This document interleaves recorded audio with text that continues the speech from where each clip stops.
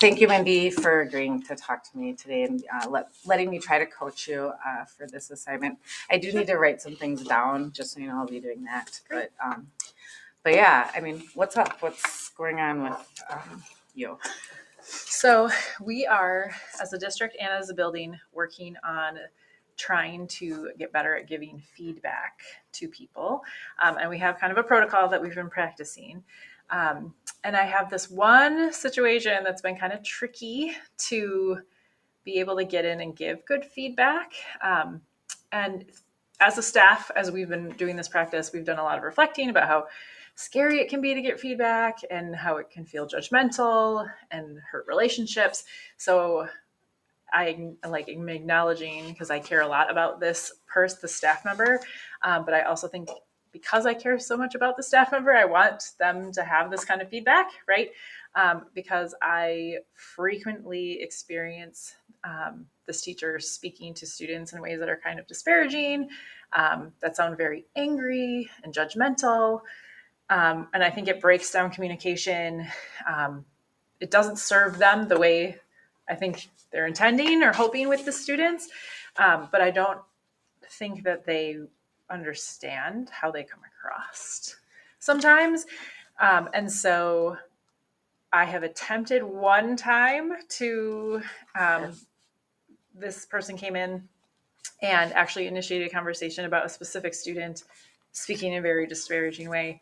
And so I tried to interrupt them, and it was every single thing I said was met with a, nope, they're terrible because of this. Nope, you're actually wrong because this is what's so bad about them. And I'm like, okay, this is not working. And we're clearly not in a headspace to be able to hear any kind of feedback. And that also wasn't following the protocol, because the protocol is like me approaching, setting up a time. Like this was me trying to interrupt in a moment where this person came to talk to me about it. So I'm trying to figure out how to get back in to it when I'm feeling like there's already been resistance. Okay.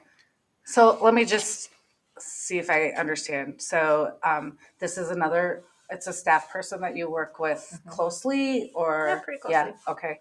And I heard you say that you care about the person, and so you don't want to necessarily tarnish that relationship, but you also, because of your care, want to give them some feedback. So what are you okay me asking a little bit more specific questions? Sure. I know we can keep it confidential who the teacher is. We can even say Bob if you would like to, but yeah. Can you tell me what are the kinds of things Bob's saying to students? To students. So it's usually to the whole class. Okay. And it would often be challenging one particular student within the entire classroom setting, saying things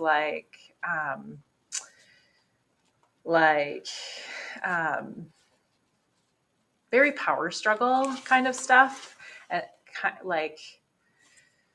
putting them down for something that they said or did, and always needing the last word. So it's kind of this back and forth screaming match while everybody else is kind of sitting around going, okay. And just a very I know better than you and I'm putting you in your place kind of Got it. attitude. And so it feels vastly inappropriate that it's in front of the whole class. And that it's very loud, so it feels abrasive or shouting, which I know can feel really scary for some kids. And why do you think the teacher is doing this? What is, and that may have come out, and when you are giving feedback, they may have said no. This what is their rationale? Well, I think some of it is that they're trying to run a class, and this is kind of what they think of as classroom management. Do you know what I mean? They're trying to hold a kid accountable. Maybe. I also think that maybe this teacher talks this way more in their personal life, or it's more natural in how they deal with conflict. And so using some of the strategies we've talked about, like pulling a kid aside or talk to them after class, or aren't things that are first thought of in this situation. So, is there do you think there's any biases at play with like this teacher and student? Um, I do know that I don't know. I don't know who the students are sometimes. Like Okay. I hear it more in passing, or sometimes I know who the student is. I know it definitely is students who we all have our darlings who challenge us a little bit more, and so I think it usually is the same kids, and it's the kids who aren't necessarily following directions or are more challenging. But you don't see a pattern of like it being students of color or um, boys versus girls Definitely, or anything? I would say boys versus girls Okay. for sure. Okay. And I'm not positive about the students of color Okay. versus. So there may be some, unconscious biases going on there Maybe. for. What is it that you want to say to this person? Like, what are you hoping to? And maybe let's start with what are you hoping to get out of this? Well, I think a lot of times people in general don't realize how they come across sometimes, and so I think this person would probably feel bad about how it comes across, because I don't think any of us are here to yell at or harm kids. And so, but it also takes a lot of time and energy to try to rewrite how you do things, like how you speak and communicate and whatnot. And so I think the goal would be to learn some of these other strategies and to calm yourself before entering into a conflict with a student. But more than anything, raising awareness that it's necessary. Yeah, that's what I was gonna say. Right. It sounds like this teacher doesn't have an awareness of how they're coming across. Yeah. So, what's like using the feedback protocol? You say you have one that you're kind of using. Like, how do you think? What would you say? Well, I guess I would say we're supposed to say like, hi, is there a time that I have something I want to talk to you about? And I would probably say, like, I've noticed, that you've been speaking a certain way to the student. Are you okay? Like, this is how it feels when you do that. This is how it impacts me, because we're supposed to give kind of a personal impact. And then kind of open-ended, like, have you noticed yourself doing this? Or would you like help problem solving around this? But I also know that this individual takes things really personally and like stews on them because I know this person pretty well.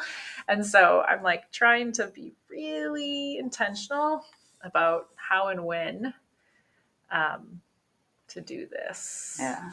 Because I also don't want them to be internalizing and then turn around and yell at kids because of being upset about what we talked about.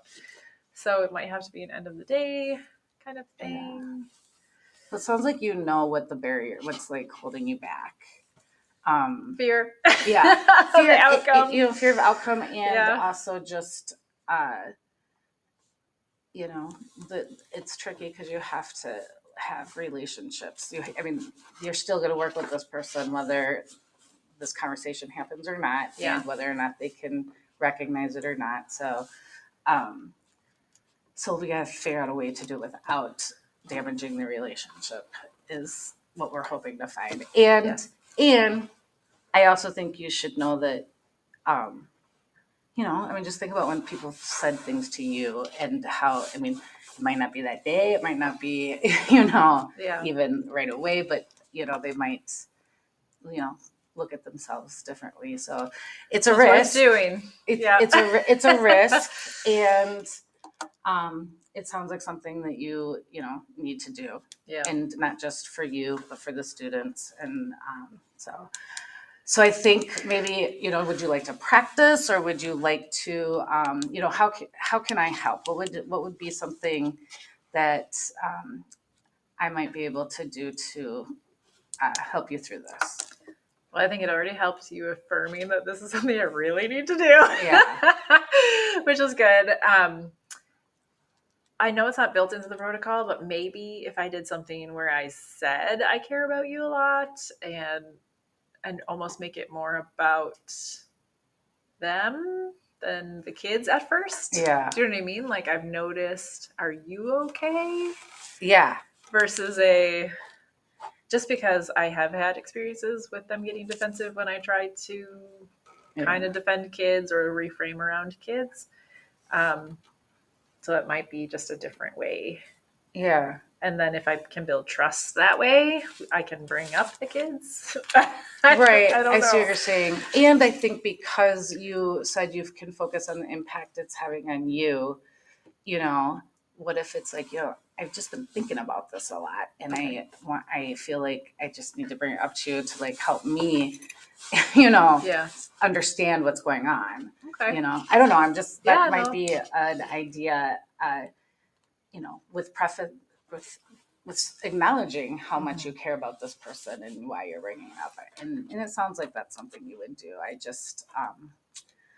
We just know it's going to be, it's hard. It is hard. And it could put a strain on the relationship. And then what's going to happen? Like, are you going to be okay with that? I mean, going to be able to live with it? I think I'll have to. Yeah. I mean, we're here for kids. Yeah. Right. So it's first and foremost. And then there's also things we can do at that point if we need to repair things. Like, That's true. We can do circles, or we could, I started thinking about like, would this be better in a circle? But I think it's better to be a one-on-one to start with. And then maybe a circle later if it doesn't especially, go well. Right. Or especially if you don't necessarily see a change and it's something we need to, look at even more. So let me just summarize what I think we're going to do or what you're going to do. You kind of have an idea. You're going to follow this protocol. You're going to ask to have a conversation. You're going to sort of focus on the person, not the kid at first, to, like, how are you doing is what I heard. And then, you'll let them know what you're seeing and how it's impacting you. And then maybe we'll meet again and see how it went and see if we need to do something further. That sounds great. Okay. Thank you. All right.